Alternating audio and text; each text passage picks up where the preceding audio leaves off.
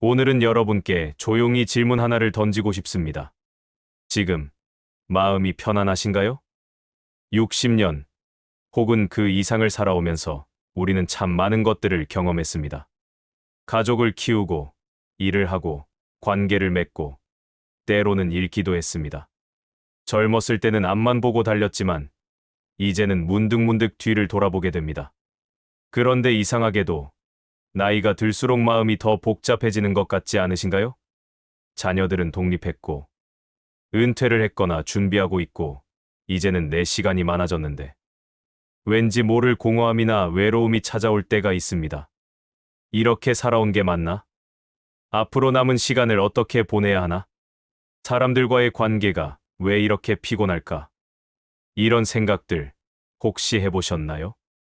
오늘은 19세기 독일의 철학자 아르투어 슈로펜하우어의 지혜를 빌려 이 질문들에 대한 답을 함께 찾아보려고 합니다. 쇼펜하우어는 평생 인간의 마음과 고통, 그리고 평온에 대해 깊이 사유한 사람입니다. 그의 철학은 때로 비관적이라고 평가받기도 하지만 사실은 현실을 있는 그대로 바라보고 그 안에서 진짜 평화를 찾는 방법을 알려줍니다. 특히 인생의 후반부를 살아가는 우리에게는 더욱 와닿는 이야기들이 많습니다. 그럼 지금부터 쇼펜하우어가 전하는 나이 들수록 더 평온해지는 5가지 지혜를 함께 나눠보겠습니다. 첫 번째 지혜입니다. 고독은 두려운 것이 아니라 선물입니다. 쇼펜하우어는 이렇게 말했습니다. 사람은 홀로 있을 때 비로소 자신이 될 수 있다. 혼자 있는 시간을 두려워하시는 분들이 많습니다. 특히 배우자를 먼저 보내신 분들, 자녀들이 멀리 떨어져 사는 분들은 집에 혼자 있으면 적막함이 밀려온다고 하십니다. 그래서 무언가로 그 시간을 채우려고 애씁니다.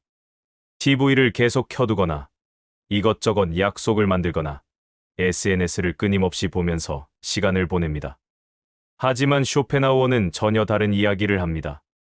그는 고독을 즐길 수 있는 능력이야말로 위대한 정신의 증거라고 말합니다. 왜 그럴까요?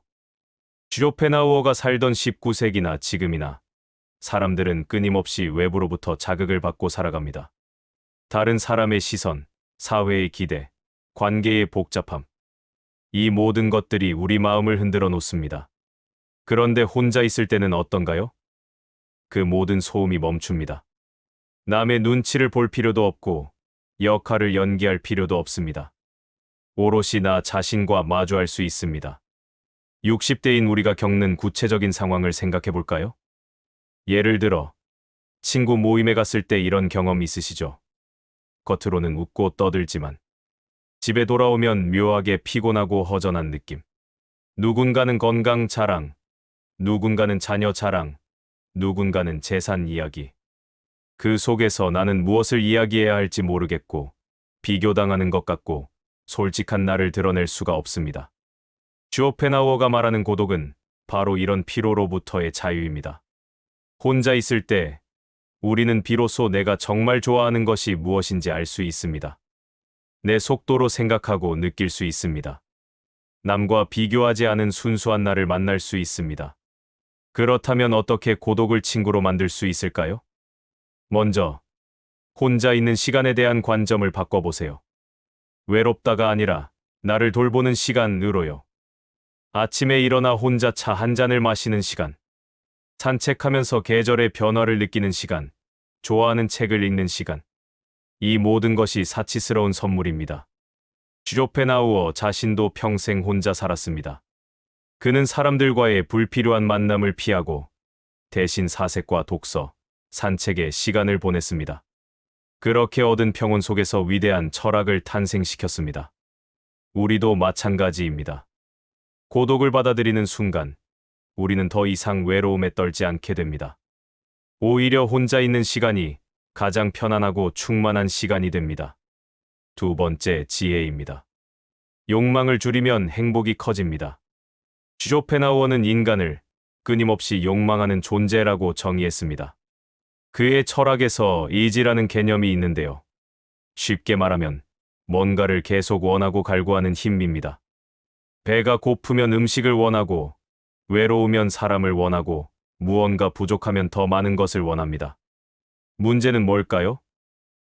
욕망은 채워지는 순간 또 다른 욕망이 생긴다는 것입니다. 60대인 우리의 삶에서 이런 모습을 발견할 수 있습니다.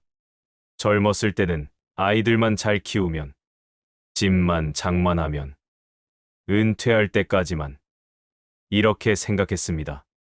그런데 그 목표를 이루고 나니까요? 새로운 걱정이 생깁니다. 손주들 교육은 잘 되고 있나? 노후 자금은 충분한가? 건강은 괜찮을까?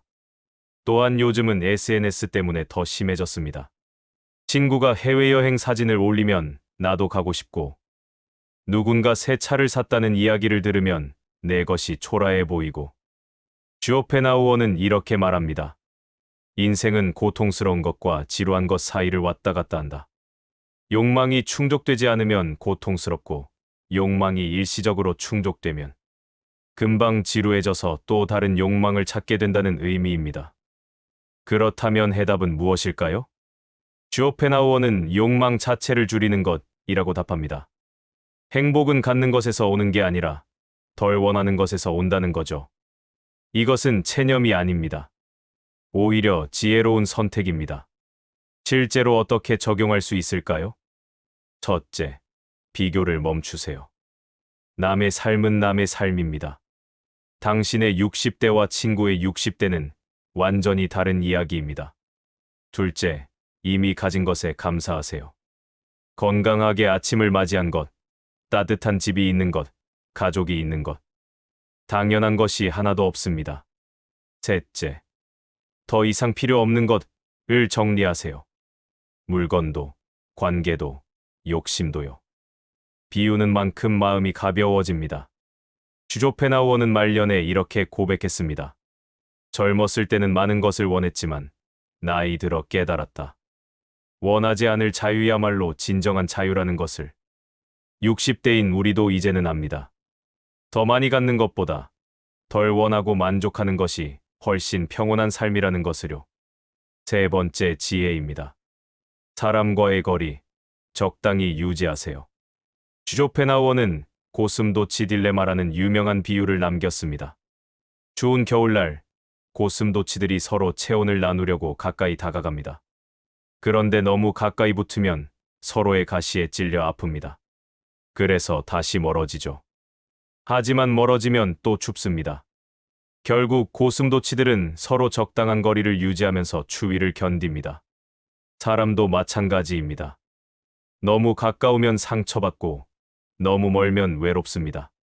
60대인 우리가 인간관계에서 겪는 어려움을 보면 자녀들과의 관계에서 잘 되길 바라는 마음에 이것저것 조언하고 챙기려 하면 간섭한다는 소리를 듣습니다. 그렇다고 아무 말도 안 하면 무관심하다는 느낌을 줍니다. 친구들과의 관계에서는 젊었을 때는 막역했던 친구인데 나이 들어 만나보니 서로 생각도 다르고 사는 모습도 달라져 있습니다. 어색하게 예전 이야기만 반복하거나 서로 자랑만 하다 헤어집니다. 배우자와의 관계에서는 오랜 세월 함께 살았지만 은퇴 후 하루 종일 함께 있으니 오히려 부담스럽습니다. 이렇게 가까운데 왜 이렇게 멀게 느껴질까 하는 순간들이 있습니다. 쇼펜하우어는 이렇게 말합니다. 인간은 본질적으로 고독한 존재다. 그것을 인정하고 받아들여야 불필요한 상처를 피할 수 있다. 이것은 냉정한 이야기가 아닙니다. 오히려 현실적인 지혜입니다. 우리는 타인에게서 완벽한 이해와 위로를 기대합니다. 하지만 그것은 불가능합니다. 왜냐하면 다른 사람도 자기 삶의 고통과 욕망으로 가득 차 있기 때문입니다. 그렇다면 어떻게 해야 할까요? 첫째, 기대를 낮추세요. 자녀가, 배우자가, 친구가 나를 완전히 이해해 주길 바라지 마세요. 사람은 누구나 자기 관점으로 세상을 봅니다. 둘째, 거리를 조절하세요. 모든 관계를 똑같은 깊이로 유지할 필요는 없습니다. 어떤 사람과는 가볍게 인사만 나누고 어떤 사람과는 진지한 대화를 나누면 됩니다. 셋째, 혼자만의 시간을 확보하세요. 관계 속에서 지친 마음을 회복할 나만의 공간과 시간이 필요합니다. 쇼펜하우어는 평생 깊은 인간관계를 맺지 않았습니다. 그 대신 책과 음악, 사색을 벗삼았죠. 누군가는 그를 외로운 사람이라고 평가하지만 정작 그 자신은 평온했습니다. 우리도 모든 사람과 친하게 지낼 필요는 없습니다. 적당한 거리, 편안한 관계, 그것이면 충분합니다. 가시에 찔리지 않을 만큼의 따뜻한 거리를 유지하세요. 네 번째 지혜입니다. 진짜 행복은 고통이 없는 상태입니다. 쇼펜하우어의 가장 유명한 주장 중 하나는 이것입니다. 행복이란 별도로 존재하는 것이 아니라 고통이 없는 상태일 뿐이다. 처음 들으면 너무 비관적으로 들릴 수 있습니다. 하지만 깊이 생각해보면 이것이야말로 가장 현실적인 행복의 정의입니다. 우리는 평생 행복해지기 위해 달려왔습니다. 좋은 대학에 가면 행복할 거라고 생각했고, 좋은 직장에 들어가면 행복할 거라고 믿었고, 결혼하고 아이를 낳으면 행복할 거라고 기대했습니다. 그런데 60대가 된 지금, 솔직히 질문해 봅시다. 그 모든 것을 이루고 나니 정말 행복했나요? 대부분은 이렇게 답할 겁니다. 그 순간은 좋았지만 금방 또 다른 걱정과 고민이 생겼다. 쇼펜하우어는 바로 이것을 말하고 싶었던 겁니다. 긍정적인 행복이란 것은 환상이고 실제로는 고통이 잠시 멈춘 상태를 우리가 행복이라고 부른다는 것을요. 이것을 이해하면 삶이 달라집니다. 우리는 더 이상 뭔가 대단한 일이 생겨야 행복할 거라고 기대하지 않게 됩니다. 대신 이렇게 생각하게 됩니다. 오늘 큰 아픔이 없었다면 그것만으로도 감사하다. 건강하게 잠에서 깨어났다면 그것이 행복이다. 사랑하는 사람과 평범한 식사를 했다면 그것이 축복이다. 60대인 우리에게 이것은 특히 중요합니다. 왜냐하면 이 나이가 되면 우리는 이미 큰 욕망을 이루기 어렵다는 것을 압니다. 더 이상 젊어질 수 없고 새로운 커리어를 시작하기도 어렵고 극적인 변화를 만들기도 힘듭니다. 하지만 쇼펜하우어의 관점을 받아들이면 우리는 이미 충분히 행복할 수 있습니다. 어떻게요? 고통을 줄이면 됩니다. 건강을 잘 관리해서 몸의 고통을 줄이세요. 복잡한 인간관계를 정리해서 마음의 고통을 줄이세요. 과한 욕심을 내려놓아서 좌절의 고통을 줄이세요. 과거의 후회를 놓아주어서 정신의 고통을 줄이세요. 쇼펜하우어는 말년에 음악과 산책, 독서로 평온한 시간을 보냈습니다. 그는 화려한 행복을 추구하지 않았지만 고통 없는 평온함 속에서 진정한 만족을 찾았습니다. 우리도 마찬가지입니다. 대박을 꿈꾸기보다 평온을 지키는 것. 그것이 나이 들수록 더 소중한 행복입니다. 다섯 번째 지혜입니다. 지금 이 순간에 집중하세요. 쇼펜하우어는 현재의 중요성을 강조했습니다. 과거는 이미 지나갔고 미래는 아직 오지 않았다. 오직 현재만이 실제로 존재한다. 60대인 우리는 특히 시간에 대해 민감합니다. 내가 이제 얼마나 더 살 수 있을까? 젊었을 때 더 열심히 살 걸. 앞으로 무엇을 하며 살아야 하나? 과거를 후회하거나 미래를 걱정하면서 정작 오늘을 놓치고 있습니다. 쇼펜하우어는 이것을 어리석은 일이라고 말합니다. 왜냐하면 과거는 바꿀 수 없고 미래는 불확실하기 때문입니다. 우리가 실제로 살 수 있는 것은 오직 지금 이 순간뿐입니다. 그렇다면 어떻게 현재를 살 수 있을까요? 첫째, 과거의 후회를 놓아주세요. 그때 그렇게 하지 않았더라면. 이런 생각은 아무 소용이 없습니다. 과거의 선택은 그 순간 최선이었습니다. 둘째, 미래를 지나치게 걱정하지 마세요. 물론 준비는 필요하지만 걱정으로 오늘을 망치지는 마세요. 셋째, 지금 이 순간의 작은 것들을 느끼세요. 차 한 잔의 온기, 창밖의 햇살, 가족의 웃음소리. 이런 것들이 진짜 삶입니다. 쇼펜하우어는 매일 규칙적으로 산책을 했습니다. 그 시간 동안 그는 아무 생각 없이 자연을 감상하고 순간에 집중했습니다. 그렇게 얻은 평온이 그의 철학의 바탕이 되었습니다. 우리도 오늘 하루를, 이 한순간을 충실히 살아보세요. 그것이 우리가 할 수 있는 전부이고 동시에 그것으로 충분합니다. 지금까지 쇼펜하우어의 5가지 지혜를 함께 나눠봤습니다. 이제 이것을 어떻게 실제 삶에 적용할 수 있을지 구체적으로 말씀드리겠습니다. 고독을 즐기는 루틴을 만들어 보세요.